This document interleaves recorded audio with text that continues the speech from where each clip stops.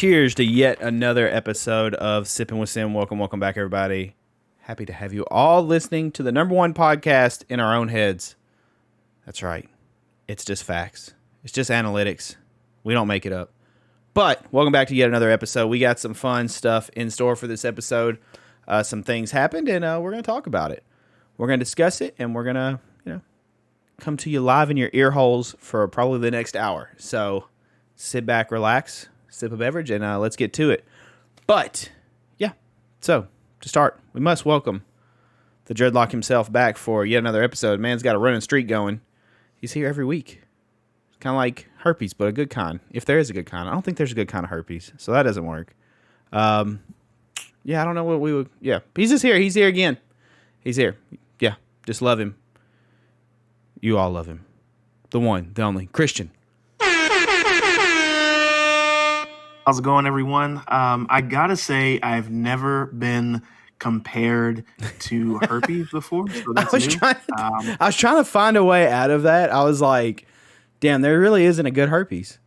But I was trying to think of something that's like going to keep coming back, and I just went blank. And I was like, well, we're kind of screwed. And then we're in a corner on this one. I mean, you could have said like a cat, or something. But maybe a cat goes stray. I mean, stray cats are going to keep coming back if you feed. I don't know. Yeah, I kind of screwed myself on that one. That did not go well. That was not the best introduction we've had, but it works. I mean, you're a good herpy. Oh, my God. I don't know. Okay, whatever. All right, so as you guys know, how we like to start every episode is with what we've been watching, reading, listening to, or playing this past week. I have a story time. So pretty much I'll just go ahead and start. What I've been into, it's been a pretty crazy week. What I've been into though has been we've been still watching Entourage. I think we're on season 7, which those that have not seen it is kind of the darker season. Essentially, the main character that it follows, Vincent Chase, he gets into cocaine and drug addiction, and it's kind of rough. Kind of a rough, darker season. The porn star Sasha Grey has a guest appearance throughout the season as Vince's love interest, I guess. And yeah, so that's what we just been watching that. And I am waiting for Sandman, which at the time of recording this comes out Friday. I know nothing about Sandman. I know the trailer looks crazy, involving lots of dream things, and I'm intrigued because that whole concept interests me. And for some reason, Christian's probably gonna make fun of me for this. When I saw the trailer and some of the imagery I saw, one of the first things I thought, and I don't know if Christian's seen this movie or not, is What Dreams May Come. Why the hell I thought of that, I don't know. Maybe just like how they portrayed heaven, I guess, if you will, in it. I don't know. It was weird. I didn't think of that, and I wasn't thinking of that. Now it's in my head because you just said it, but that's that's not at all what I was thinking about. That's really funny that you say that. Well, I mean, I guess it's like the visual, because like there's like a scene where like Robin Williams is like running through a field, and it's essentially like a painting, and you pretty much make it what you want to be. And I know nothing about Sandman, but I kind of get the feel that like they can form the dreams how they want them. So I was kind of getting that vibe. And there was some scene in the trailer that was like kind of a bright, pretty thing, I guess. And I was just like, well, I kind of got that vibe from it. I don't know. I'm probably way off, but I'm excited to watch it. And going in with just that trailer and very little knowledge of it, so it'll be interesting to see like what I think about it.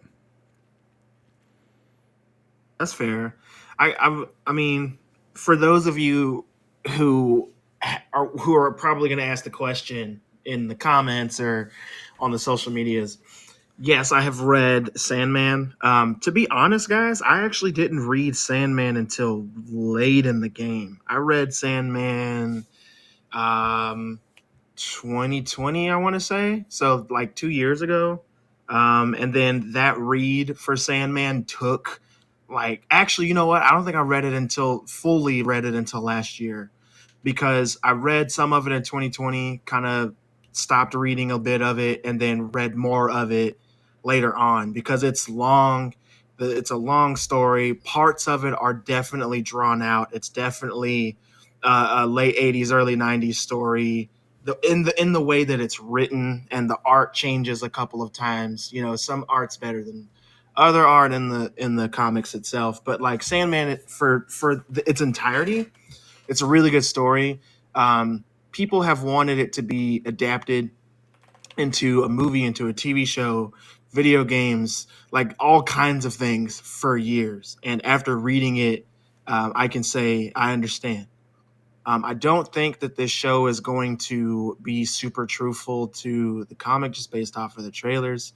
But you know what? Like, that's not always a bad thing. So normally I'd shit on shows about not being true to the subject material, the material, but this time not so much. Like, I was thinking about stuff that I've watched that hasn't really stayed true to the comics that hasn't been bad, and like Invincible, for an example, one of my favorite comics of all time. It does stay pretty damn close to the comics. I gotta be honest. There are certain things that change, but they change for the better. There are certain things they cut out that they didn't really need to have in a show, and it worked out for the better. There are things they elaborated on that made it better. So that's just one of the many examples that I'm failing to tell you at the time that stick close enough to the subject material, the that make you think they really cared about what was going on beforehand, and then they change just enough for it to be more interesting for people who wouldn't necessarily look, read, watch that kind of stuff in general. So it works out. With that being said, I'm super excited for Sandman. I Did you like probably won't American be able to Gods? watch it. Because the writer of Sandman did American Gods also, correct? I watched the first season of American Gods, and I kind of fell off because there was a lot of behind the scenes drama going on with that, and I just really wasn't into it. So I kind of let it fall off, and then never got back into it. Plus, it was something that was on Stars, so at the time when it came out, I was watching it because I was just downloading it clean off the internet, trying to watch the episodes, and I just got tired of dealing with it, and I just let it go. But not to say it wasn't a good show. I don't know how the other seasons I dealt enjoyed it. with, the I was interested, but I mean that whole mythology kind of twist in it is kind of cool to me. Because I'd always try to guess I, who people were, like yeah, as you I would gotta meet agree people. on that. I gotta agree on that. So yeah, with that said, I'm super, super excited to watch it. I hope that it's good. Honestly, the thing that I'm scared about the most is the fact that it's on it's on Netflix, and Netflix, like another company I'll talk about later, is just canceling stuff. Man, they cancel stuff all the time, and I'm just not looking forward to watching Sandman, enjoying it, and then hearing in like a week that it's canceled. You know what I mean? At Netflix, they're infamous for canceling shows. Unless you're Stranger Things, you're not really safe, and that's kind of scary. And I honestly just want to watch a show that I know I can come back to later. So that's another one of the things that I'm really afraid about. And it seems like Netflix is kind of on a kick right now where all they want to do is adapt, mangas and animes right now, and they've never turned out well, and they just keep doing it. Like, they're adapting Yu Yu Hakusho, another one of my favorite animes that I got, you know, super acquainted with when I was a kid in the 90s. And I'm just not looking forward to watching them destroy that film. So we'll see. We'll see. All right. So what have you been into this past week? This past week, man, it's a busy week for me on the work front, and then also I got a birthday coming up, so I'm just feeling older and older, slower and slower, unfortunately. So this week I haven't been able to do a whole lot. I've been doing a lot of research into things, which I'll talk about later on in this episode. But I've been watching Fallen Skies, like I talked about originally. So the show is originally on TNT. It was on TV for a few years. It finally ended. I don't know if it got canceled or if it just came to its, you know, natural end. I'm not sure, but I finished season 3, and I actually just started season 4 last night. And so I'm like 2 episodes into the 4th season, and a lot of stuff has changed. But going on to season 3, for those of you who are listening every week with me and may or may not be watching the show, season 3 had a lot going on, and the characters went through a lot. There was a birth, there was some deaths, characters got separated. A couple of the characters were traitors. Like it's so much going on, and I just dude, like if you're really into the show, really into the plot of what's going on, then you start to get invested in these characters, and you start to feel bad for these people more so because so much happens, and then the season ends on a huge cliffhanger, like most seasons of television do. And you start season 4, and all the characters are separated. They're in different places, obviously, because that's what separation means. But it's insane. We got separation of the characters after they just met back up. Characters are aging for sure. There are characters who have gone through some stuff that we didn't see because in the in between the panels, if you will, between seasons, some time has gone by. So just more and more crazy things are happening, and it's insane. So this 4th season right now is looking to be pretty interesting, and I'm hoping that the characters meet up with each other sooner rather than later. I would hate to watch 5 episodes of this show and then the characters are just now meeting up again. That would make it drag, and I just really don't want it to drag. But right now, I'm still recommending Fallen Skies. Seasons 1 through 3 have all been pretty good. Like I've mentioned before, it's a little bit of an older show. The CGI, it's a TV CGI, so you're getting exactly what you'd expect to get. But the story, the plot is really there. So seasons 1 through 3, highly recommend. I can't recommend season 4 yet because I'm only 2 episodes in. So for all I know, it could go to hell in a handbasket, but we'll see. But as far as 1 through 3 goes, totally a fun watch, and I'm hoping that it continues. Awesome. All right. Well, as we talked about, it's been a busy week, and I guess with our first segment, we'll talk about what me and the missus got into this past week. We had the opportunity, the gracious opportunity to go to Nashville and watch WWE's second biggest event of the year, which is their SummerSlam pay-per-view. We got to go do that, and kind of wanted to just talk about our experience with that for a little bit. We wanted Christian to go, but Christian hates us and said, screw you guys, I don't care. I got to do father stuff and don't have time for your shenanigans, pretty much. I did have to do the father thing. So. Yeah. Don't you love how that just changes everything? Fatherhood and parenthood changes everything.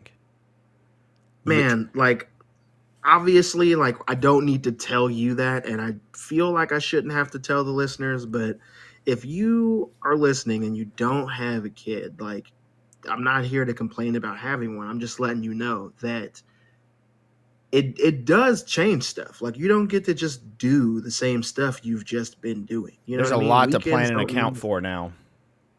Absolutely. Weekends don't mean what they used to mean. Weekdays don't mean what they used to mean. Sleep means more than it used to mean. So, like, just keep in mind that once you become a parent, like, stuff definitely changes. New stuff is totally happening. And just events that you would typically go through, not the same. Not necessarily the same. Doesn't mean it's a bad thing. It's just different. Yeah. And a lot more to take into account. A lot more planning and packing if you go somewhere than previously just kind of like loading up and going. Because babies take a lot of stuff. There's a lot of packing, a lot of diapers, wipes, and formula, and everything in the world, which luckily the mom, Mrs. Sin, does. So, but yeah, it's there's a lot to it. There's a lot that goes, and holidays change, events change, life changes with everything. But I mean, not a bad change. It's just a definite change that you hear about, but you don't really know until it happens, if that makes sense. Like, whenever you're faced with it and you're having to do it, and you're just like, well, things were easier back then. But, like I said, not a bad change. But anyways, back to the subject hand. So, we had the opportunity to go. So, we left pretty early. We went to Nashville. And we wanted to get there before, hopefully, the shenanigans started. Because I want to say Nissan Stadium holds around 70 to 80,000, like at full capacity, I believe.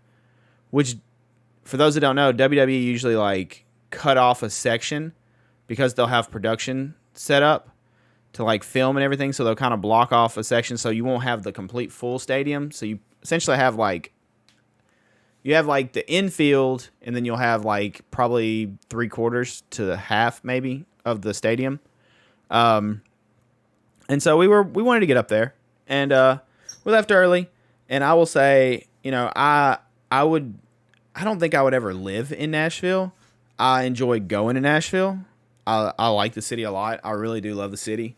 And I think Nashville is a beautiful city, especially at night. I don't know, something about the neon lights and stuff. I really like it. And just the water, the visuals, all that. But we get up there.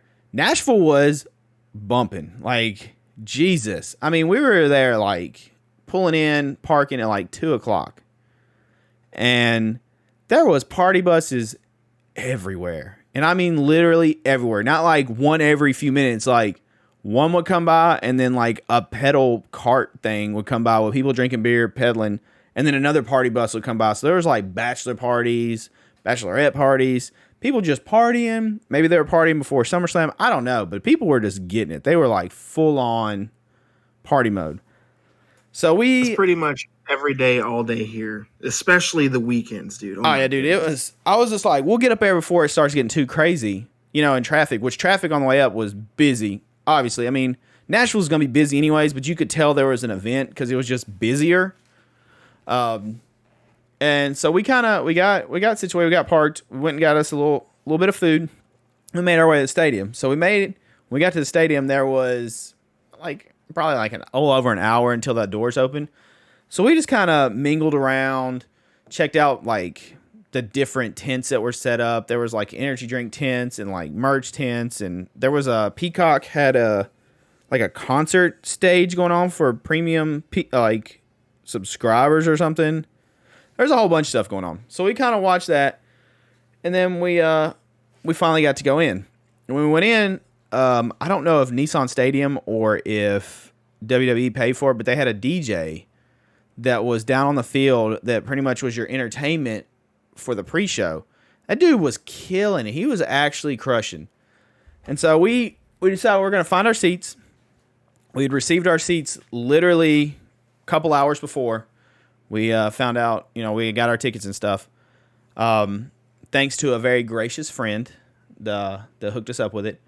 And so we went and got our seats and found out we were on the field. We were down on the field. And for me, that was a really cool experience because I'm a big Titans fan. So getting to walk down the stadium and actually step foot on the field, which was covered in this crazy, click together, I don't know what it was, hard plastic or something, and all clicked together and had kind of drainage on it and stuff to protect the field, obviously, from however many people were on the field, trampling over it the whole time, and probably crew and everybody else. But we got to be on there, and that was really cool to kind of look up and I guess see what the players see, essentially, being down there. So that was a really cool experience. So we get to our seats, and our seats are literally on production side, like I mentioned. So whenever you're watching on TV or anything, the wrestlers and all will actually stare at the camera. So we're where the camera was. We were the final row where the big cameras and stuff are. And we got to see a lot of cool, things that I've never really thought about until then. For example, when they bring, say someone's going to run in from the crowd, or they jump, and usually you'll see them jump close to the announce desk or whatever. So what they'll do is, and this actually happened on one of the matches, they'll escort. Sometimes they'll cover them up in the first one we saw. The dude had a big black hoodie on, big black sweatpants. He was kind of covered up, head down, and a bunch of WWE officials were kind of walking around him, kind of escorting him there. And it was AJ Styles. And they'll kind of walk him and hide him behind the tent where production is. And then when it's time, their music hits and everybody looks towards where the entrance is, and he kind of runs over right there where no one's expecting and jumps and then gets in, and starts doing his thing. They do that. And then also when people exit after the match, if they're not hyping, like running back down the entrance, which is crazy long. It was, I think the visitor tunnel is where everybody was coming from in the stadium. So they would walk from the visitor tunnel to like essentially 50-yard line, which is where we were at, where the ring is. If they don't go back and do whatever like that, then WWE officials will escort them back around. So like every wrestler literally was within like touching distance, and like a couple of them like slapped our hands and stuff like that, you know, after the match and all. But we got to see everybody like up close and personal being escorted by. So that was really cool. A lot of star watching, and I had a fangirl moment, and Mrs. Sin made fun of me, and it's okay, and I'll accept it. You know, it's fine. I'll take it. So before the event, the Titans released a video that Derrick Henry, the Titans running back, he was holding like a title belt, and he was like, "I'll be at SummerSlam." And I was like, "Oh, that's cool." I was like, "What if we were by him?" Because at this time we didn't know where our seats were. We knew nothing. And I was like, "What if we're by him?" And so we're sitting down there, and I'm like, "There's a bunch of seats reserved like in front of us." I was like, "I wonder who it is." And so we're trying to like figure it out. And you know, the first match starts, and it's Becky Lynch and Bianca. And I turn to my left, and I kind of just look back, and I catch a glimpse of a guy, and I was like, that dude looks really familiar. And I turn back, and I realize it's the Titans' third-round pick, their quarterback, Malik Willis, they picked. And I was like, oh, shit. I was like, that's Malik Willis. And Mrs. Sim was like, wait, what? I was like, yeah. And I kind of look again, I was like, there's our first-round pick. There's Burks. And I was like, shit, that's the entire Titans team literally sitting like 20 feet from me. And I was like, oh, damn. So I was kind of freaking out. But I didn't see like the big names, you know, your King Henrys and Taylor Lewans and Kevin Byers and all those. Well, then the first match kind of comes and goes. And actually, it's probably about 3/4 of the way through it. I turn and I see this very large individual coming. And I was like, holy shit, that's Derrick Henry. And he had obviously like kind of like bodyguards-ish. They had like security bodyguards kind of around him to keep people from like, you know, mobbing him and stuff like that. And it was Derek, Taylor Lewan, Byard, the quarterback Tannehill. I mean, everybody. Ben Jones, Jeffrey Simmons. I mean, pretty much any of the big name stars walked by. And Mrs. Sim was like, get your phone, try to get a picture, get stuff. And I was just like, and I just froze and was like, what the hell? Because they were like, I could just like touch them. I was like, what? So she made fun of me. She's like, you froze on that. I was like, shut up. Don't talk to me. Leave me alone. So that was cool. Kid Rock walked right past us. And they had him going in his seats. Logan Paul's co-host from Paulsable, sorry. They were right there. Roman Atwood and his family walked right by us. I was lucky enough I went and took a picture with Coach Vrabel, the head coach of the Titans. It was actually insane. Like, there was people everywhere, like stargazing, just right there walking around. I was like, wow, this is pretty nuts. So that part alone was a hell of an experience and something that I thought was really cool. The matches are really cool. The crowd was super hype. Our seatmates were really nice. I really enjoyed them. They were really cool. But the matches were... So it's weird, especially sitting right there. You have people's heads in front of you. And so it kind of throws off, like, seeing you're kind of having to, like... Kind of like a movie theater. You know, if, like, someone's really tall in front of you and you're kind of leaning around them trying to look. There was a lot of that. And then if they were to go outside of the ring where we were, we kind of had to look at, like, the big Jumbotron. But other than that was really, really cool. Brock Lesnar bringing a tractor and then smacking the ring was so damn loud when he hit the ring. And then when he raised it up, that place went nuts. Like, he raised the ring up. I don't know if Christian, did you see any of the highlights or anything? Not yet. I only saw the highlights for Becky and Bianca Belair. Apparently she really got hurt, unless it's like all part of the story, but she's out for a little bit.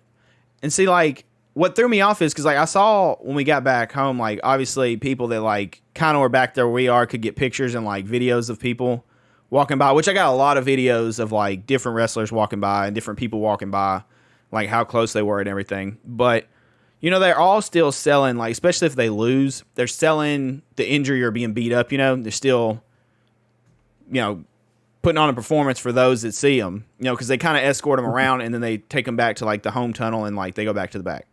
And she was holding her arm, and I was just like, well, like, they all did that. Like, Riddle walked by, Riddle was all banged up, even though he started smiling, and I was like, okay. But different ones, they'll be kind of, selling it still. And so I didn't think much of it. Apparently, she did have a separated shoulder, so I kind of want to rewatch the match. It is also weird being there because you get no commentary. So, like, it doesn't play over loudspeakers or anything like that. And for entrances, where we're at, you couldn't see the entrance. So for Bianca and Becky, the camera went on them where you could see them walking out on the big screens on the Titan Stadium. And then WWE has like 3 screens facing the different sides. But production side, where we were, there's no screen. So after theirs, they didn't film the entrances. So you would just see like their logo or name on the screen, and that's it. But if you could see the other WWE screens, you could see it where they were, showing people them coming out. So that was kind of crazy. And yeah, dude, that place was rowdy. They were loud. They were getting into it. It was a good show though. It was a really, really good show. The tractor thing was pretty crazy. He literally raised the ring and Roman like rolled out of it. He raised it like several feet and just left it there. So the ring was like all jacked up. And then of course at the end, like Brock climbs back in the ring, like all bruised up and stuff, and like puts his cowboy hat back on, and Nashville went nuts. And then he tipped his hat to Nashville, and then you could see him like, damn, I'm sore kind of feeling. Like he was sliding back down, just like, oh, this sucks. I'm sore as hell. But dude, it was a lot of fun. It was a lot of fun. That place was rocking. It was definitely an experience. Never got to go anything like that. I've only been to a handful of shows, so definitely the biggest one I've been to. And watching like was it the best? Do what? Was it the best live show you've been to as far as wrestling goes? Probably, yeah. So I'll say this: I've been to one Raw, and Raw was pretty cool. I got to you see stuff that like, if you've only watched on TV, you don't know like the TV breaks and stuff like that. How all that works is interesting. I've been to a live show. Live shows are definitely more relaxed, and the wrestlers goof off more, and they have like more whatever like engagement with the crowd, like for fun, not necessarily like promo, like trying to get cheers, boos, and more like just more fun time. I think guess they're practicing, getting chemistry and stuff like that, and just entertaining. So those are pretty fun and relaxed.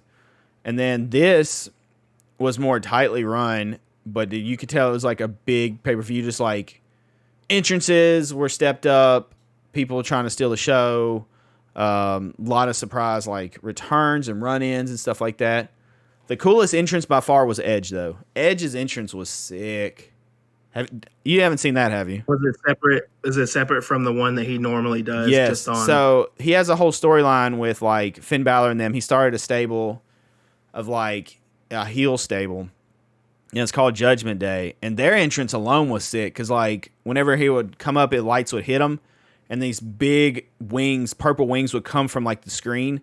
And where they would position for the camera and stuff, it looked like the wings were coming off of him. It was really sick. Well, they turned on him, and he ended up, he's no longer in there, so they made him back a face. And he had been gone for a couple months, and so this was like his return, surprise return or whatever.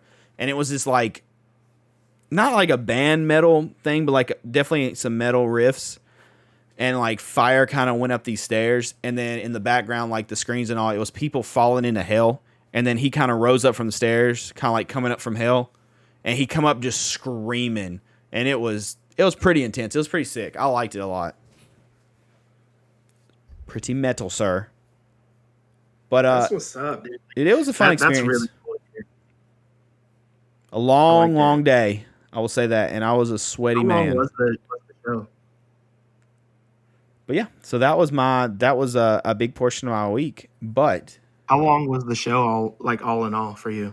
Show started around 7, I think, and ended close to 11. 7 p.m. to 11 p.m. Yeah, close to 11. It was a little before 11. I think it was like probably like 3 hours 40 minutes, something like that. Nice.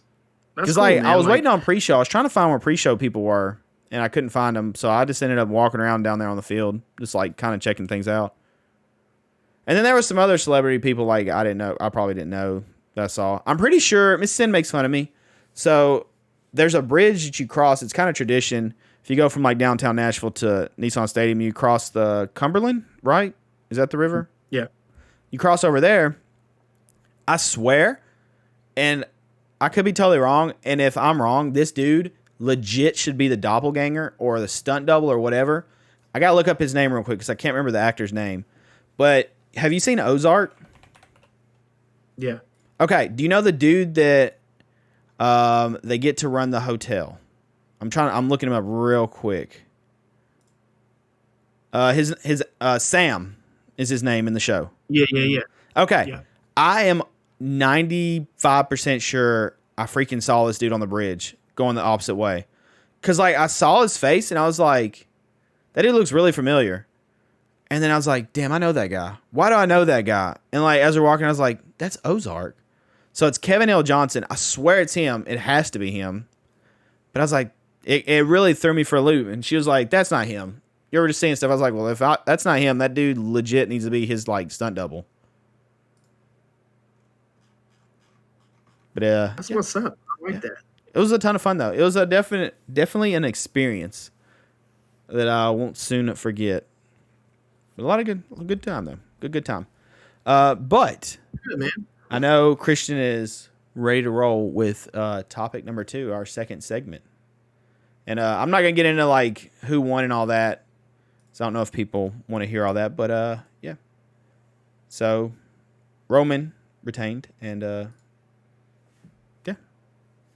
I'm just sad that Becky lost. Like that's really what it boils down to. Yeah. Becky did really good though. Which they do really good. I feel like Bianca had family right in front of us. And I called it as soon as I saw them. Because Bianca, like, you see the different wrestling shirts like around people wearing.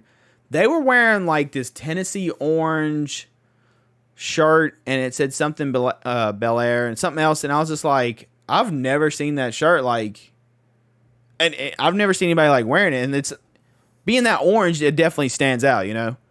And so I was like, I think that's family. And sure enough, like when she left the ring, she kind of like went over and like hugged him and stuff like that. I was like, it's got to be sister or something, somebody, because she's from Knoxville.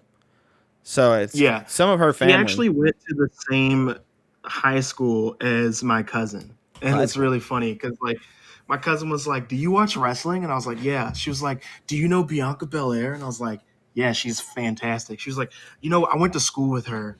Obviously her last name wasn't Belair in school, but like that's her stage name or whatever. Yeah. And I was like, yeah, man, that's dope. That's super sick. You know, a bunch of them are living in Nashville now? I heard that, but I heard that from an unreliable source, so I didn't. I'm pretty sure Sheamus lives there. And, well, he's now Miro or whatever in AEW, but Rusev and his wife, Lana, or CJ Perry, or whatever her name is, they live there, I'm pretty sure. And I think, so Drew McIntyre's been doing stuff with the Titans. He come out, he didn't have a match, but he said something about calling Nashville home. I think he might actually live in Nashville too, because he's done like promo things with the Titans. That's pretty badass. Like, for those of you who already know, like I live in Nashville and I never see any of these people. But with that being said, I'm not like anybody noteworthy, so of course I wouldn't. But I'm also not downtown Nashville a whole lot, just because it's crazy down there. It is. And I used to work downtown Nashville for a little while. I don't even remember how long I worked downtown Nashville, but I saw a lot of stuff. Some of the stuff I wish I didn't see. And I don't miss being downtown, so I try to avoid it as best I can. It is pandemonium down there, especially like I already know weekends, like especially like Saturday night and stuff. People are going out to like the clubs and the bars and stuff. It's crazy. Man, it is crazy down there. Like 2 p.m. people were partying. Like I'm talking about like they're not just starting to sip. Like these people are already lit. They are partying hard. And I was like, dang, Nashville's getting down right now. Dude, like it's crazy. So I used to work at a hotel downtown, and throughout the week, I mean, yeah, sure, people would still go out and do their thing, but Thursday night to Sunday night, people were getting smashed all hours of the night. Welcome to Friday Smashville. and Saturday were always the worst. Yeah, seriously. Oh my god. and it doesn't slow down. Like in the summer, it's people that live here for sure, and then there's also a bunch of people who don't live here that come in for like events and stuff, kind of like what you've done, that are here and they'll do their thing and they'll party. There's a lot of bachelorette parties down Yeah, here. I saw More that. bachelorette parties that I've noticed than bachelor. And there's just so many of those that doing their thing. But in the winter, it's the same, dude. Like people are coming in the winter months because they're visiting family or whatever, or they're going on a vacation and they want to do the whole country thing. And they're hitting all the bars and stuff. Like there's been, I can't explain to you how many women and men I've had to physically pick up and carry to their hotel rooms. One lady was so drunk, like, and she was young, dude. She was like 21, 22. So just old enough to drink. It's like brittle, dead winter outside. And I'm talking about like too cold to snow. That's how cold it was. And she was in like a cocktail dress, red cocktail dress, and she passed out in the bushes. And I'll never forget because I went out just to do like a little check, making sure everything's cool. There's nobody throwing up in the flowers or whatever. And I go out and I was like, whose shoes are sticking out of this bush? So I go over to the shoes and I was like, oh my God, there's feet in there. Oh my God, a person's in the bushes. Holy shit, are they dead? So I go over there and like, I did the thing, that most people would do. I try to check for a pulse, but I couldn't feel anything. But mind you, it's like -3 degrees outside. It's cold. So I was like, I'm probably not going to be able to feel much of anything. Do I need to move this person or do I need to just call the cops right now?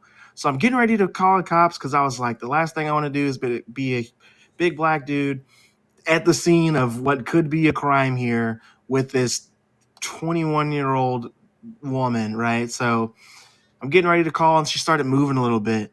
So I was like, hey, ma'am, are you okay? And I knew that she was in the hotel that I worked in because her and her friends had gone out earlier that night and it was starting to get late.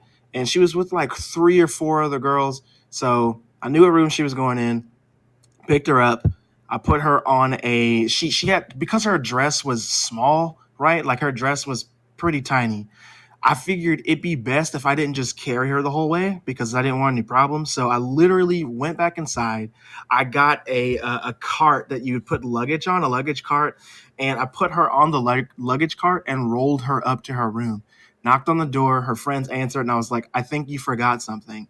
And they were like, "Oh my God!" And I forget the chick's name right now. Like this woman was out, dude. Like she was freezing cold. She was passed out. Anything could happen. Took her up to her room. And I straight up told the other women, I was like, you guys, did y'all know that she was out still? And they were like, well, we knew she was out. We thought she was coming back and blah, blah. I was like, did y'all not call her or like text her, try to come find her? And they were like, no, we didn't think anything about it. And I was like, you guys are shit friends. And then I shut the door and left. And they felt so bad. They wrote me a note like the next morning before they checked out. And they were like, we're so sorry. Thank you for helping our friend, this and that. And, they gave her like a super warm shower and, hydrated her and stuff. And I actually went back up to the room to apologize. And they were like, no, it's totally fine. You're right. And I gave them like, a bunch of waters and stuff to make sure that the woman was cool.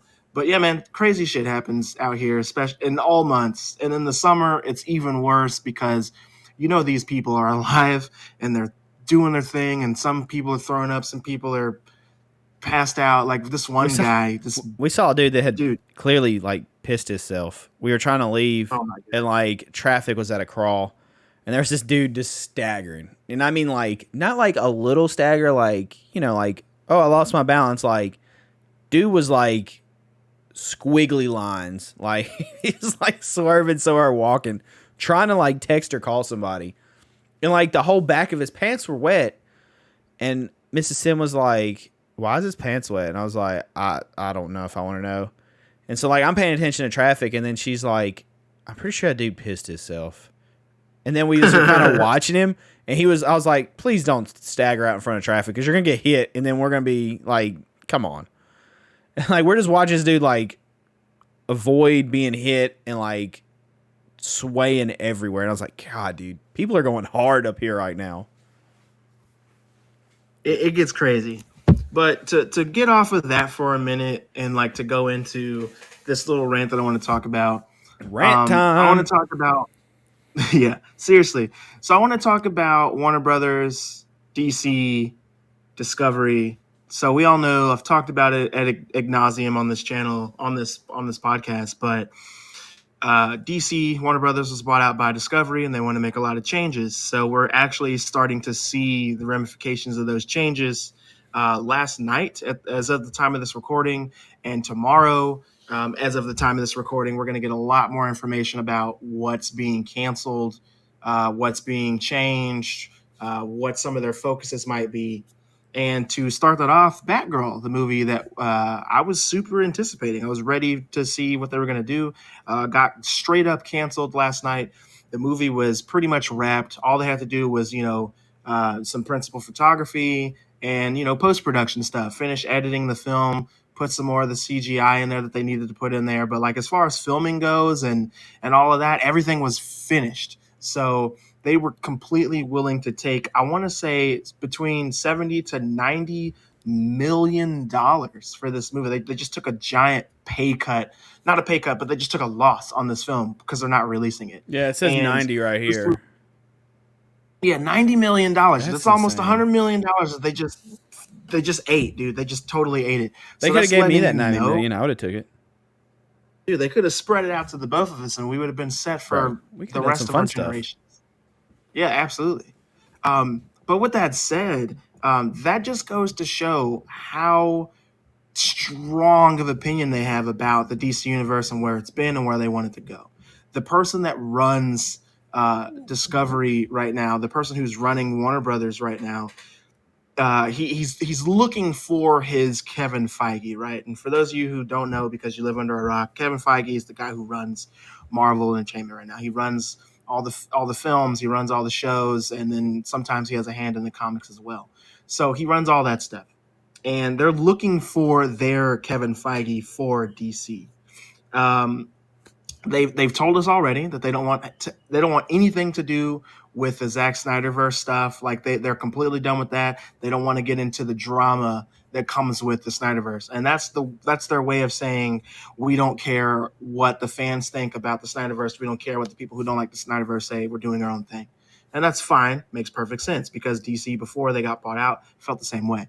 Now with Batgirl, this is a film, like I said, that was done filming. All these people that worked on it, the woman they had playing Batgirl, everybody, uh, it's just done. We'll never see the light of the day of this movie, and that's crazy because the way the contract works out, this movie was coming out for HBO Max, right? It was direct to streaming Could we get a film, Snyderverse and because thing? Could people rally enough that eventually they would release it like Snyderverse or Snyder Cut? Sorry, not no. Snyderverse.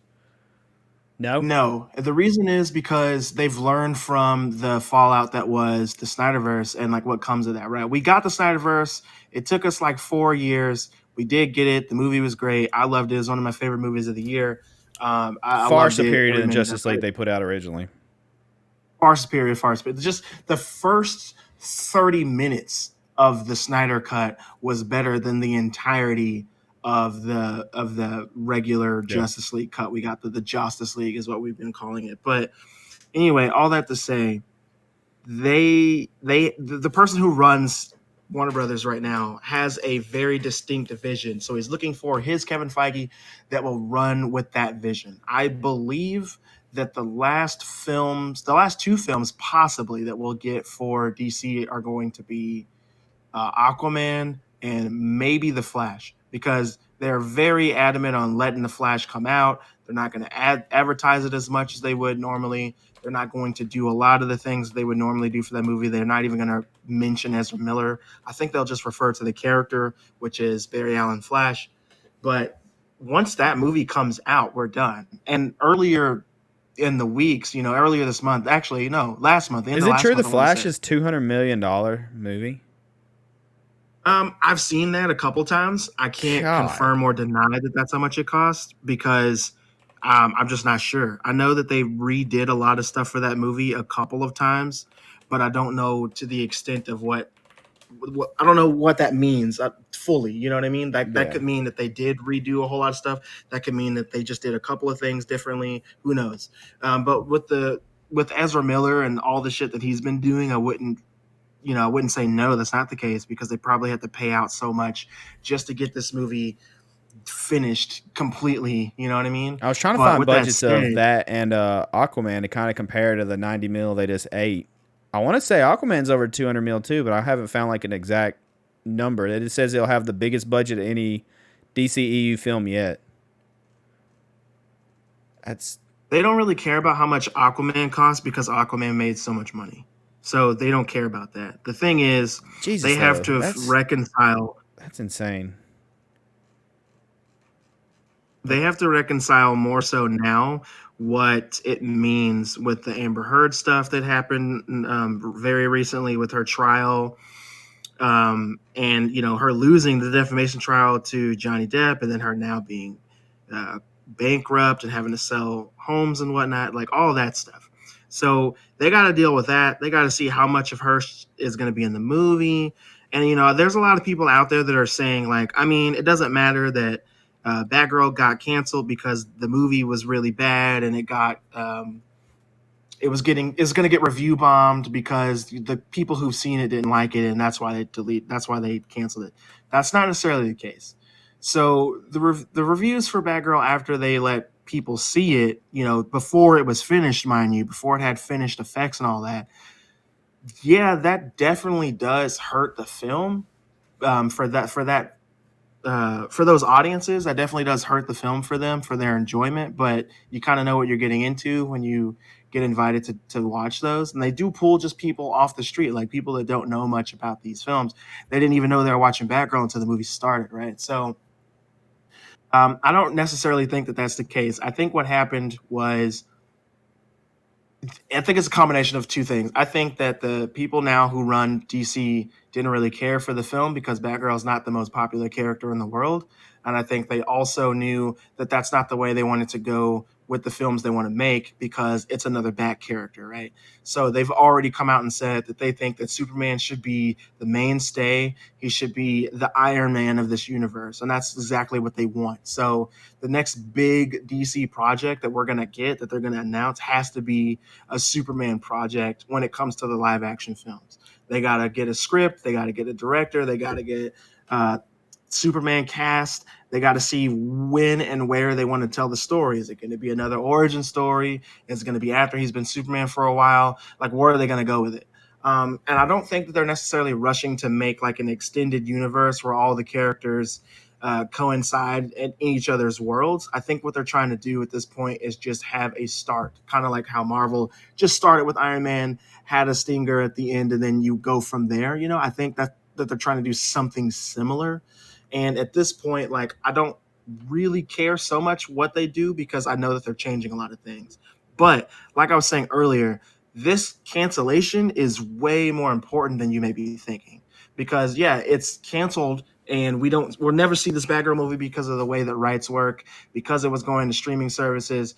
They don't have to show anybody this. So the only way we're going to see this movie is if some people who worked on this film have the film on a hard drive that they shoved in their butt cheeks, and then they got out of the office with it, and then we'll see like a doo-doo version. Pardon the Jesus pun. Christ. We'll see a Boo Boo Shoes version quality of that film that'll circulate YouTube and whatnot, and then you could probably buy it on Blu-ray at conventions to come, kind of like what the Snyderverse was for a little bit before we actually got it in 4K. So that's most likely what will happen with this film. It doesn't mean that we will get a better quality version of it. I'm sure there'll be plenty of documentaries and whatnot on this, and they'll talk about the film that never was, and what happened, and we'll get interviews from all the actors in it at some point talking about how they thought the film could go. But with that said, I think the only reason at this point why The Flash is even going to happen is because they need it to happen to bookend the entirety of the DC Extended Universe, DCEU. And Aquaman, I think, being the last film loosely connected to all the other films. I don't think they're going to mention any of the characters except for Ben Affleck Batman. And I think that the reason why we got that announcement the other day from Jason Momoa that Ben Affleck's going to be in this film is because they realized because the Flash movie is coming out after that, and because Batgirl at the time was still coming out and it had a different Batgirl, different Commissioner Gordon, and all of that, people would get confused. So they recast the Michael Keaton part to be Ben Affleck. Plus, Ben Affleck still wants a working relationship with WB because aside from Batman, Ben Affleck makes films. Like he has movies coming out being distributed by WB, so he's probably doing them this favor so that they will do him a favor later on down the line, which means make a movie he wants to make or distribute a movie he wants to make. So with that said, I think so much so that this cancellation is the start of many cancellations. We know that The Flash is going to get its last season. I think the episodes got cut down from what they normally have. The Scoob movie that came out in 2020, they had a prequel that was going to come out for that followed the first group of kids before Scooby and his gang, with like the Blue Falcon character that got canceled. There's a lot more cancellations down the line. They're probably coming out right now as I'm recording this episode. But with that being said, there is a lot of stuff that they are canceling. There's a lot of stuff they're going to change. And what does that mean for HBO Max? That's the next question. I think HBO Max, there's a lot of rumors about it right now. And what I think is going to happen is I think that at the end of this year, this physical year, HBO Max is going to be gone. And I think that they're going to either take a lot of the stuff that's on HBO Max and just fold that right into Discovery Plus, or they're going to have people who are loyal to HBO Max possibly fold over, and then you'll be able to download Discovery Plus and have that for a few months for free to kind of round out however long your subscription to HBO Max was before it's completely gone. So it'll just kind of be gone. And I hope that's not the case because I actually really like HBO Max, but they've already told us that their focus is Discovery. Like, yeah, they bought DC, Warner Brothers, but their full focus is 100% Discovery Plus. So that's going to be the app they go to. A lot of the films that are on HBO Max will go to that. Who said their focus is Discovery? Streaming service. What's that? Who said their focus was Discovery? Discovery did because they bought Warner Brothers. Their focus is still Discovery. Like that's their streaming platform. So like I was saying a minute ago, I think that what they're going to do is just go ahead and cancel out HBO Max, but they're going to have to wait and do it until probably the end of the year this year, which, I mean, if you think about it, this year's like over halfway done already. So it wouldn't be that big of a loss if they just let it cancel itself out and be gone by that time. So we'll probably see that. We'll probably get that announcement tomorrow. Unfortunately, like I said, I'm a huge fan of HBO Max. I really like it. I'm a fan of it, but you know, money talks, bullshit walks, and they want the money, bro. Like that's just how it is. All the Batman projects that we've been seeing, we'll probably continue seeing that in like the video games and such because it's really popular. It makes them a lot of money. They get a lot of merch sales from Batman, but Superman is going to be their main focus to start off on all these new films.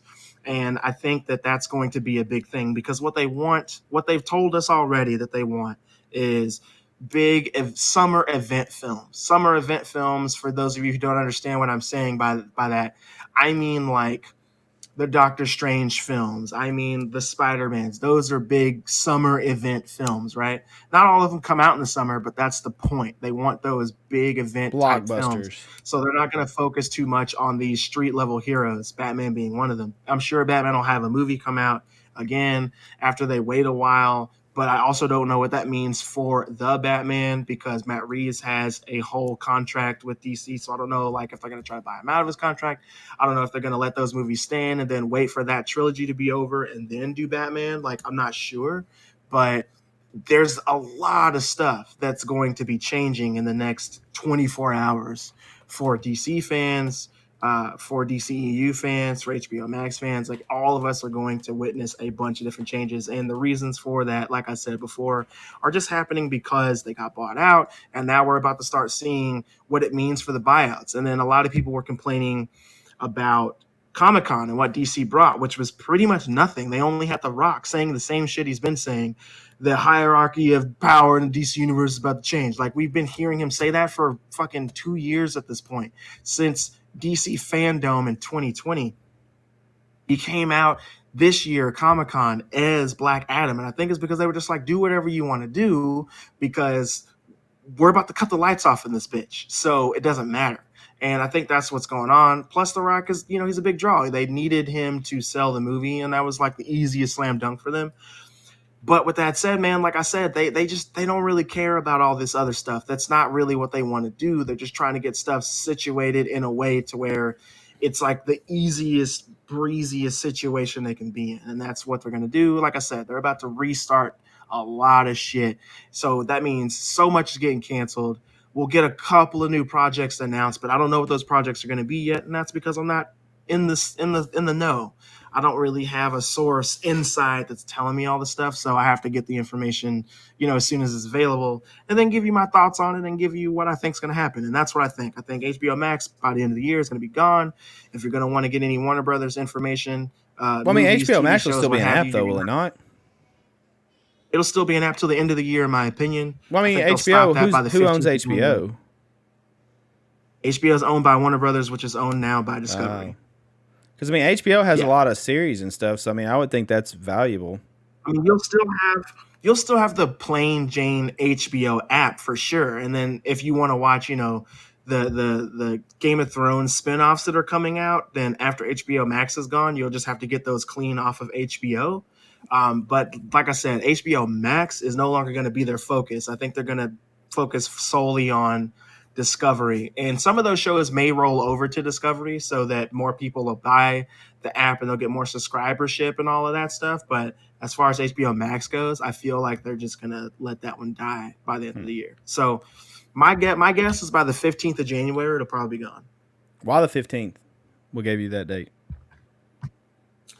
I say the 15th because normally when it comes to holiday season stuff, most companies tend to go back to normal or some sense of normalcy around the 15th of January, because that's when they start cutting off all the Christmas stuff and return stuff and all that. It just gives people a little bit of time to adjust to the next year and what's going on. And that, like I said, that I only say that because that's when normal companies and retail and shit, when they kind of go back to normalcy, it's usually the 15th of January. So that's why I'm saying that. Interesting. Yeah, man. So what are your thoughts on the cancellation of BatGirl and Scoob, the prequel? I didn't even know that was a thing. I'm going to be honest. Of course you didn't. Nobody did. I knew nothing about Scoob. BatGirl sucks, especially if it's done and they've already spent time shooting it. They spent $90 million. That sucks, man. That is a huge waste. I feel like that film's punished for kind of the sins of others is kind of like the vibe I'm getting, which that may not be the case, but with them kind of resetting, like The Flash has been a shit show because of all the issues. Aquaman now has got negative press because of Amber Heard and people wanting to boycott. So I feel like this was kind of like Collateral or something. I don't know. Like it's catching the effects of the other screw ups things going on. But now you can also see why DC never came out and said that they were going to recast Ezra Miller as Flash, because they already knew once the buyout happened that all of that stuff wasn't going to survive anyway. Yeah. So now it makes more sense. Yeah, I don't know, man. It sucks. It really does. But at the same time, though, I kind of do. DC needs to get their shit together at the end of the day, in my opinion. Get your shit together. What does that mean for you? It means. Okay, like we both have talked about Marvel. We prefer DC to Marvel, but I will say Marvel, with their movie formula and structure that they have built over the course of, I forget how many years now, going from Iron Man to Endgame, they kept a pretty steady door. Like Chris Evans was Captain America, and you knew that was Captain America. Robert Downey Jr. is Iron Man. And they had a long-term plan, and they kept stability with their people. So you could associate Robert Downey's Iron Man. We actually had a Hulk that was a stable Hulk, because we had, 2 or 3 Hulk movies before, post Lou Ferrigno, but, we had, 2, I guess? Edward Norton and, wasn't there another one? or no? No, there was Edward Norton, and then before that you had Eric Bana. There we go. Okay.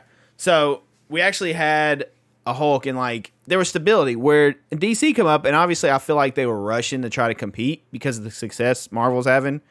And we have it's been a kind of a shit show, honestly. Like there's been some good movies that come out, don't get me wrong, but I feel like there's been more issues and more problems and more we'll have to recast this person to play this than necessary. And I feel like it just keeps happening at DC. So a complete reboot, maybe starting fresh with like a good plan and maybe some stability would really help them. In my opinion, just because it sucks. Like, all right, we have Affleck now. We don't have Affleck. Henry Cavill. We had a Superman, and now we don't know. And it's just been going on. Ezra Miller is there. I don't see any way that Ezra Miller can do anything after this. Like that's done. So we don't know who our Flash should be. It's one problem after another. I feel like with DC, and it sucks because I feel like the content and the material could be so good and so much better, being darker, more gritty, and stuff like that. And I don't know. I feel like it's a lot of lost opportunity. I mean, I feel like, so to go off of what you were saying just a minute ago about Marvel, like I think that Marvel definitely had a plan, but that plan didn't work for them in the long run, right? Like you got the 10 years worth of Marvel films that led up to Infinity War, right? Which was excellent, but that long term doesn't work. It doesn't last. And Marvel, Kevin Feige, they know that. That's why so many people have been complaining this year about Phase 4, right? Like everybody's been talking about how But I'm even not though even referencing Shang-Chi, Phase 4. I'm talking about to Endgame. Like that plan. Like DC didn't really have a good rebuttal for that, I felt like, to like compete. well, that's the thing though. They don't need to rebuttal that because Marvel came out and did something that nobody's done before, which is awesome. I would never dispute that. The problem that I'm telling you that other companies see that fans, typical fans, don't necessarily see is this. Marvel had the opportunity to do that because they were going bankrupt, right? And they could just do some shit. So Kevin Feige comes in, who's a fan of comics, who's a fan of, the stories being told and how they integrate with each other, right? Come in and do this thing. And they gave it a shot with Iron Man. They even hired somebody who was at that time unhireable. And that was Robert Downey Jr. So they took risk, which is great. The greater the risk, the greater the reward, which we all know, especially those of us who've had children, we know what that means. But with that being said, it doesn't always work, and these companies like to be safe, right? You don't want to invest 90 fucking $1 million in a film and it doesn't even get seen the light of day.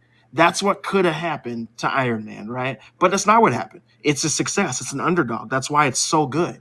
But then when you have movies like that, you have problems with the actors. They age out of the roles. They want more money. They can't do this. They can't do that. They don't want to. They get tired of it. Chris Evans is a perfect example. Chris Evans loved being Captain America, but he also fucking hated being Captain America. He didn't like the costume. He didn't like how many movies he had to be in. He didn't like all the post-credit scenes, right? But he did like the people that he got to work with. He liked the opportunities that he's now afforded, right? Now he can do what he wants. He can direct. He can make movies he wants to make. So you get that out of it. Robert Downey Jr.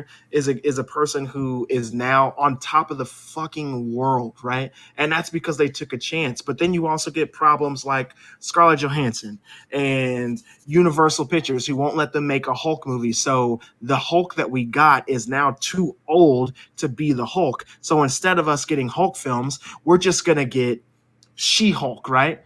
And that's why in the trailers for She-Hulk, they show how much more adept she is, Jennifer Walters, is at using her powers. And that's because once this is over, they can throw She-Hulk in any situation that the Hulk would normally be in. And because it's a movie and not the comics, they can change all the shit. So it's completely different. So you don't have to worry about your Hulk actor being too old because now you got this new younger Hulk and it's a girl, or woman, excuse me. And she can do the things that he can't do. And you also have an agenda with your films. I don't mean like woke and shit because I think that's stupid, but like now you can sell that to young women now who have that to look forward to. You can sexualize your character, but you don't have to over sexualize her like she was in the comics and shit, right? You can do all of that stuff, and that's really cool. But the thing is, that's a problem that you come into. Now Marvel has enough money to the point to where they can eat some shit. You know what I'm saying? They can take that problem. You get issues like Thor, Love and Thunder, which isn't a very good movie, and Thor is just a fucking idiot because you have Taika Waititi writing Thor because he doesn't know shit about the actual character, and the only research he did was reading one singular issue of Thor. I don't think you understand what I'm saying. That's like if I said, "Hey, Sin, I want to make a movie about, I don't know, My Little Pony, but I only read one issue of a My Little Pony comic that came out probably a couple of weeks ago, and I made a whole movie about it, and that's all I knew about the character." Or if I told you, "Hey, I'm gonna make a movie about Seth Rollins, but I've only watched one Seth Rollins match, and I don't know what the storyline is." Sounds like That's a banger. what Taika Waititi has done. Huh? Sounds like a banger. Sounds like a banger, sure. Well, I mean, my thing is like, you had like Iron Man, what, 3 movies? You had all this, and they took the time to build it. DC was like, all right, we have Man of Steel, and then you had, what, Batman v Superman. We never got any Batman to give us backstory, which I know we've had Batman in the past, but you didn't really build Affleck's Batman. We still haven't got a Flash. And this is like, now it doesn't even, I mean, I want to see it, but at this point it doesn't matter because it's all getting rebooted anyway, so you can do whatever. You got an Aquaman. You got 2 Wonder Woman films. No Cyborg film. Like I just feel like there was a lot of missed opportunity, and they kind of rushed what they had compared to the other. So maybe a reboot's not the worst because it's kind of in shambles. If that makes sense. You know, like I just feel like they built their other characters more, which Marvel had more opportunity, but DC just kind of rushed and they dropped the ball. I feel like they missed a lot of opportunities there with it. I think that, so for me, I like to play devil's advocate with these types of things for a couple of reasons. One, it's really easy to say, "Oh man, DC fucked up because they didn't do what Marvel did, which was make all of these movies and get all of these actors on board with all these contracts and do this and do that." And I agree with you on that. I do. I think that they dropped the ball because also they big saw missed something opportunity with that worked. Doomsday. I'm still mad about Doomsday. I just want to throw that out there. I did not like how Doomsday was used. You know what, though? Doomsday could Like, have been his own think damn about it. movie. But that's the other thing, though. How many motherfuckers know about Doomsday? Who knows who Doomsday is? Well, they would after a Not movie many. when he's going ham destroying everything. After a movie, though. But how do you make a movie about Doomsday? Dude, Just about Doomsday. How do you make that film? You can't tell me you wouldn't watch a Doomsday movie. I'm not saying that. I'm playing devil's advocate. I just want to know like how you would make a movie about Doomsday. Just a character who barely talks, a character who it doesn't is even have to be much like Doomsday. Like make Death of Superman. But how? Do you need Doomsday to make Death of Superman? Right. Just be like Superman's greatest battle. Make it a Superman movie. Well, actually, you can make it because technically a Justice League is involved. It just he had like no screen time. No, he was there. He was strong, and then he was done. When I feel like I don't know, I that's like one of the only real Superman comics I like is Death of Superman. That one I read as a kid and I still like, so I'm partial to that one, and I just feel like it could have been a lot cooler than what it was, what they gave us. I understand how you feel because 1, I'm not really a Superman fan, and 3, because I mean I can look at all of these movies and say, man, they rushed this, they didn't do this, they didn't think about that. But there's I can say good the that same come out of about DC. Don't get me wrong, and I'm a DC you know. fan, but I don't know. I wish there was more that was done. And I'm not a movie exec. I'm not a writer. I just feel like there was missed opportunities in it. I feel like it's also been a lot of. I don't know. I feel like there's been a lot of like chaos within DC, which I know Marvel's had its issues, but I feel like it ran smoother for whatever reason over the years, and DC's just been kind of like piece by piece falling apart with this universe they currently have. I mean, while I agree, I don't want to get it wrong. Like I do agree with you. I also have to constantly say, the same types of things, which are right now. Um, we're talking about a villain from a movie that a lot of people didn't like because they just didn't like the film, right? They didn't like Henry Cavill being Superman. They didn't like the way he was portraying the character. They didn't like Batman killing people. They didn't like Ben Affleck. But then as soon as you say Henry Cavill's probably not going to be Superman anymore. You have an outcry of all these fans that just want Henry Cavill back, and he's a draw, and everybody thinks he did such a great job as Superman. But where the fuck were these people when the movie came out? They didn't go see this movie. Yeah. They didn't talk about this movie in a People positive don't go way. in open They minded really didn't. for And you have castings anymore, Ben I feel Affleck like. as Batman, right? And then he is the most comic book accurate looking Batman that we've ever had, right? That we've ever had.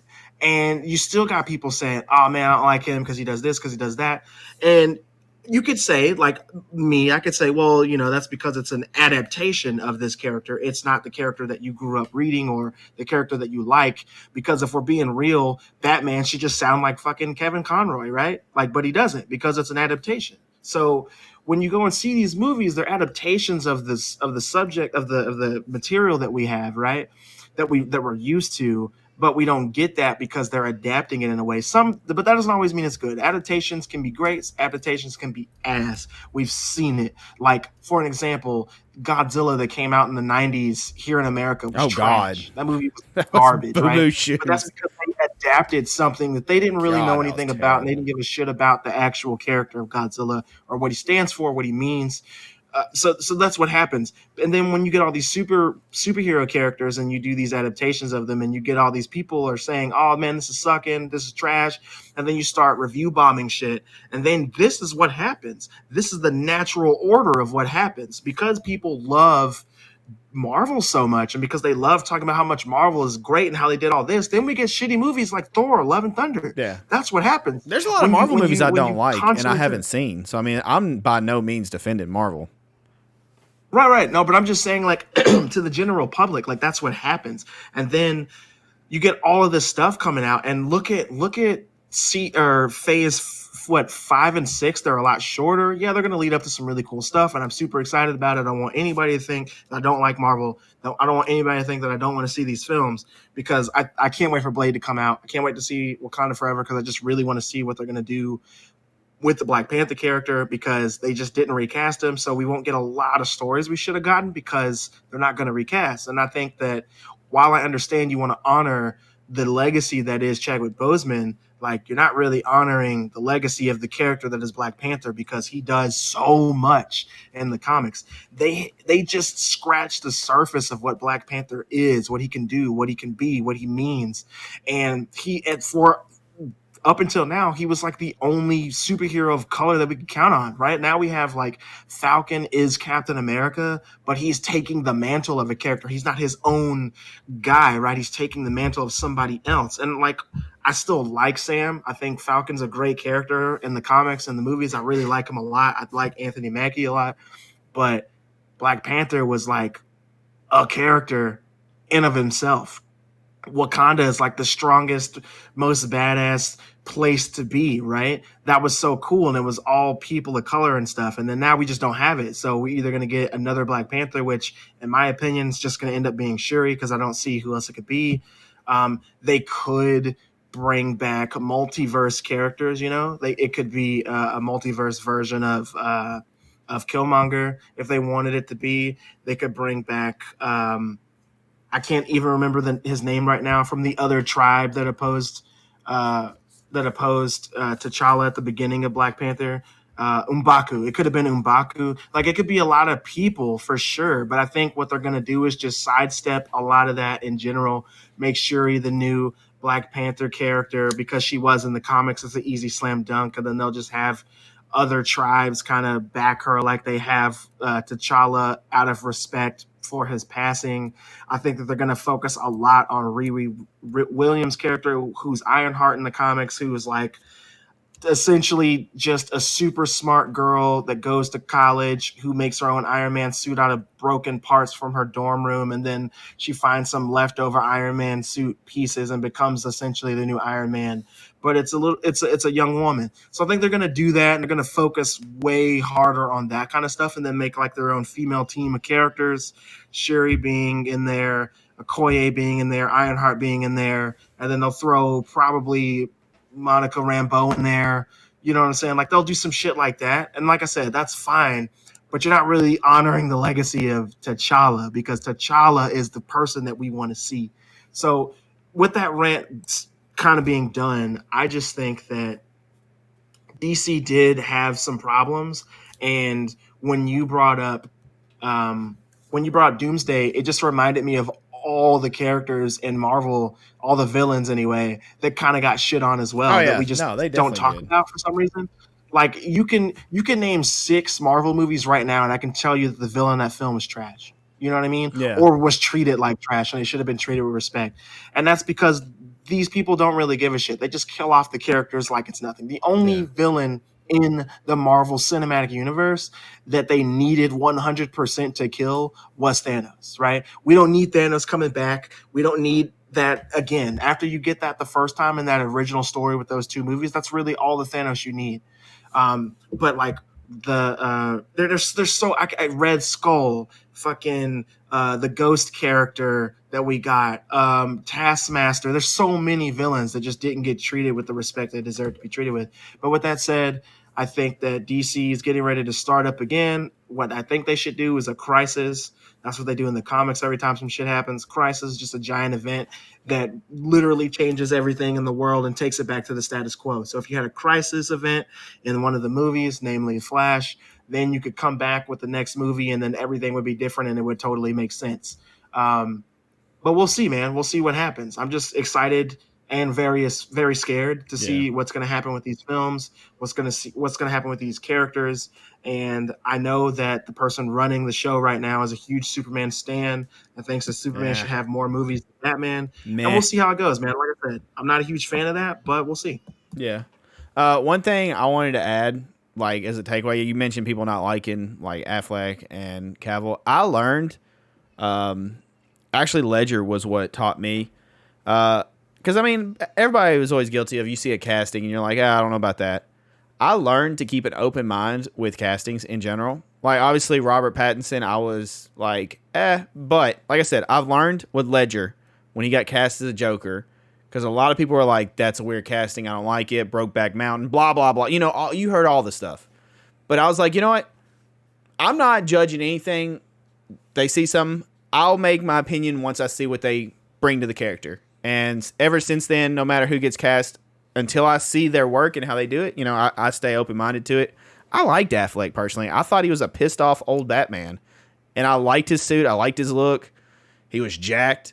Loved Cavill as Superman. I'm not a Superman fan really, but he looks the part. Like, you know, like so yeah, that was my little extra rant to add to that. But we are going on an hour and 20 minutes, so it is time that we pass the whiskey and get that last call question, ladies and gentlemen. So get your whiskeys ready, because we have another one from the legend on the inside. He is just our question master. That should be his name. We should just call him Question Master. He says, you're laid out on a tropical beach. What is your go-to adult beverage? Ooh. I mean, favorite cocktail, we're going to have the same answer. I already know that. Favorite cocktail for me is going to be an old-fashioned. I love old-fashions. Absolutely. Adult beverage, also a good beer. If it's hot, it's going to be probably a lighter beer, because I generally only really get after stouts in like fall, winter, and early spring. Once it gets hot, the thickness and like the heaviness is kind of, yeah, I go more lighter or sours. But yeah, an old fashioned would probably be what I would go for if I'm having just any kind of cocktail. Some kind of old fashioned, or maybe even like something. I've been getting into tequila a little bit lately, which is kind of weird. I was never a big tequila person. What about you? I think if I'm on a tropical island or beach or whatever, and I need a beverage and it's an adult beverage, I'm assuming that it's hot I'm assuming that it's sunny. I'm assuming that it's windy. So the last thing I'm going to want is something to make me feel super full. So I'm not going to want anything like that. So no beers for me. And if I'm on a tropical island, I don't know how long I'm on this island because it wasn't necessarily specified. So I want to say a cocktail. I want to say I would have old fashions and just be, drinking those, sipping those. But I don't know how long I'm going to be here. So if I have to do just one drink, I mean, you're on vacation, it's probably going to be. If it's a vacation, then I'll go with. I'll probably go with an old fashioned. I can sip on that. We didn't say we were stranded. This is probably like you're doing your own thing. A little vacation action. If it's a vacation, probably just a light beer, honestly, because that's something that I can sip on and drink, and I won't feel like crap afterwards. And it'll probably just be that, because if it's super hot, man, I'm on a beach and I'm chilling, like cocktails would be dope, but I would probably be more into just relaxing and having fun with my family. So I would say something lighter. But my go-to answer is always going to be an old-fashioned, because old-fashioned is like the best adult beverage I've ever had. So I'm going to go with that. Absolutely. All right. Well, thank you so much for that question. If you'd like to get your question featured on Last Call, be sure to come to the Gilded server, gilded.gg/Sinister. Pack in the application. Just put "I'm here from the podcast" and put your question. There's a whole section to episode chat topics, suggestions, drinks, last call questions, even stuff for Sinister Tales, which includes your personal horror story stuff that you have either experienced or your friends have experienced or whatever, or scary stuff and things you find on the internet that you would like us to talk about on Sinister Tales and go over. You can do that there, or you can hit up our social medias at Sippin With Sin, SIPPIN with Sin on Twitter, Instagram, Facebook, and TikTok. Hit us up with that last call question there. Just put "I have a last call question," then put it in there, and we'll be sure to try to get it in an episode. But you can follow us there. Go follow us on the social medias. Go show love. And as always, you can check out every episode every Wednesday, 8 a.m. Central Time. That's right, 8 a.m. Central Time on Spotify, Apple, Google Podcast, Overcast, Anchor.fm, and more, as well as the video version that comes out at 8 a.m. Also on YouTube, on my personal YouTube, youtube.com/IamSinister. Go check them out. Subscribe, follow, rate 5 stars, unsubscribe, resubscribe, whatever. Show it some love. Spread the word. Continue to help this audience grow. We appreciate it coming to you every week, and we appreciate you listening. You can find me personally if you want to hit me up at IamSinister TV on pretty much everything, Twitter, Instagram, all that stuff. And you can find me live streaming on twitch.tv/IamSinister TV, Facebook Gaming at fb.gg/IamSinister TV. And I do some live streaming on TikTok as well. TikTok at IamSinister TV. Christian, where can the lovely folks find you? You guys can find me on Instagram and TikTok at Venin Inc. That is VNINK, all one word. You can only find me on those two places because, contrary to popular belief, I don't like social media too much. Heck yeah. And that has been a fun episode. Christian had his nice rant. I hope he feels better and got a lot off his chest. And hopefully you guys enjoyed the stories about my Avengers and Christian's rant about DC and their stuff they have going on. Christian, do you feel better after that rant? I feel great. Okay, good. I'm going to go for a walk. Okay, good. So he feels better. Thanks for listening, everybody. If you made it this far, you're a real one. We appreciate you. And as always, we love your faces. Thanks for listening. Thanks for hanging out. And we're going to let Christian shut this thing down until next week. Thank you all so much for tuning in to yet another episode of Sipping With Sin. Be sure to leave a 5-star review, smash that like button, and leave your recommendations in the comment section below. But most importantly, don't get gutted. That's right. See you guys next week.